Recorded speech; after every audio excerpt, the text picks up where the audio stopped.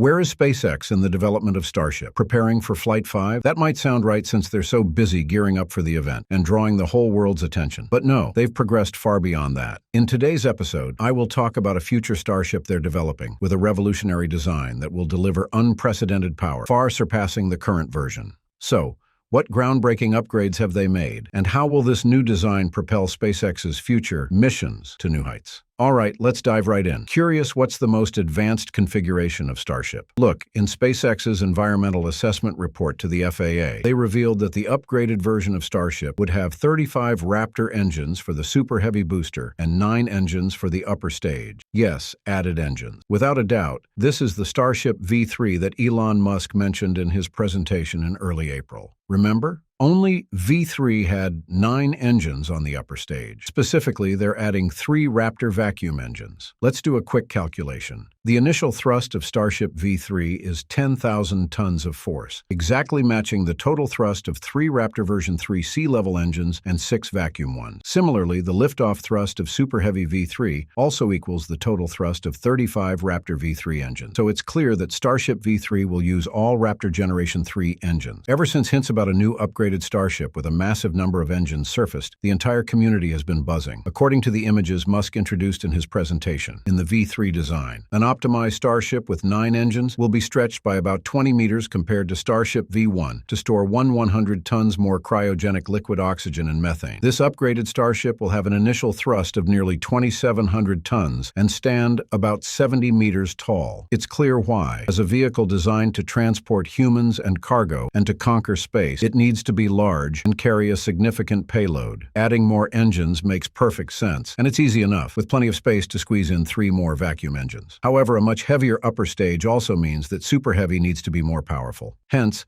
35 engines for the booster. Now that's a real head-scratcher. The current engine density is already packed tight, so how on earth do you arrange even more to suit its various operational stages? Well, the entire community has come up with all sorts of theories and renderings about the positions of the engines. Some folks are even saying Starship V3 is just a paper proposal, but they were so wrong. SpaceX has been quietly working on this project for a while now. Numerous pieces of evidence have indicated that this is how SpaceX arranges the positions of their engines. 20 outer engines, 10 in the intermediate ring, and 5 in the center. Wow, that's a lot of engines. So spectacular that with this many Raptor engines, the booster of Starship V3 will be able to generate an enormous thrust, 3 times that of the legendary Saturn V. Yeah, there's no denying that adding more engines brings a ton of benefits. But listen, don't think it's just a matter of slapping on more engines and calling it a day. I'm truly in awe of what SpaceX is doing here, because any technical change can lead to a cascade of issues. So, let's dive into the technical side of things.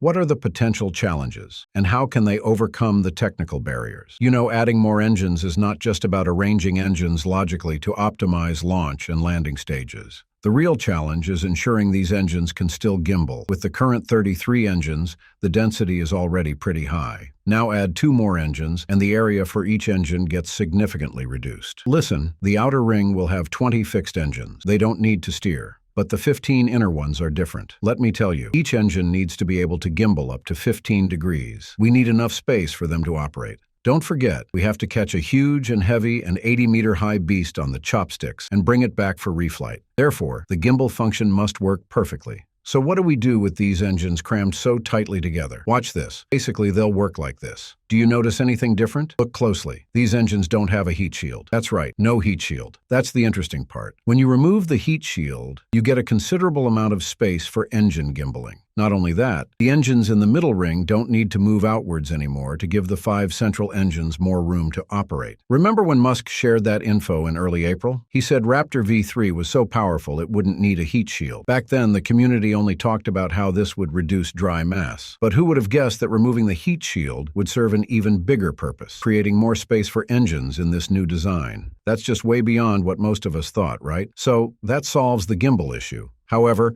I know a lot of us are worried like the thermal environment for the central engines is going to be crazy. But let's take a trip down memory lane and look at the Raptor 3 design. Do you see it? The pipes have been integrated into the internal structure of the engine, significantly reducing the number of external tubes. This is no random change, and it isn't just about speeding up production or reducing the risk of damage from external pipes. It brings another huge benefit. Raptor V3 will adopt a regenerative cooling method. What does it mean? Simple cryogenic fuel is pumped through channels surrounding the combustion chamber and engine nozzle. As it runs through these channels, it absorbs heat from the combustion chamber, cooling the engine surfaces. The result? The engines won't radiate heat significantly to each other. Pretty smart. This system doesn't just cool the engine, it also increases efficiency by preheating the fuel before it enters the combustion chamber. The result is a more perfect combustion process. You see the interaction and relationships between components in a complex structure like a rocket? It's mind-blowing, isn't it? I've got to hand it to SpaceX. Just one of their upgrades can serve multiple technical purposes. Unlike other space organizations that keep adding components to prepare for every possible contingency,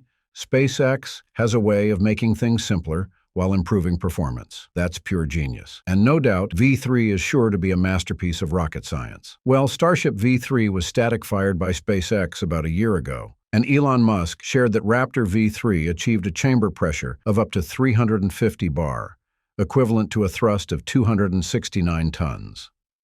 It seems like SpaceX really loves destroying things to test their limits. Based on the attached data chart, we can see that they gradually increased the chamber pressure of this engine, finally maintaining it at 350 bar for nearly 50 seconds to see if it could withstand it or if it would explode. This definitely generated more heat than anything else, and the likelihood of losing the engine was very high. But amazingly, the engine survived the entire test process. Spectacular. In the future, we will see 35 Raptor V3 engines like this, packed closely together on Super Heavy, with no heat shield. To be honest, if I said I wasn't worried at all about the risks, it would be a lie. But it's just SpaceX's way.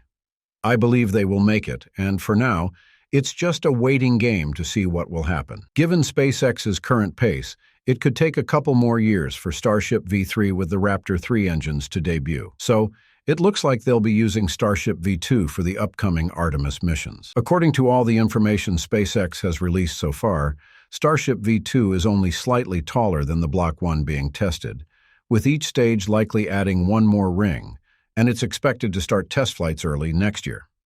This means Starship V3 will likely aim for further targets. Yes, Mars. With the combined power of 35 booster engines and 9 ship engines, and the capability to carry over 200 tons of payload into space, Starship V3 will be the key vehicle bringing Mars closer to humanity. All right, that's it for today. Thanks for watching, and we'll see you next time.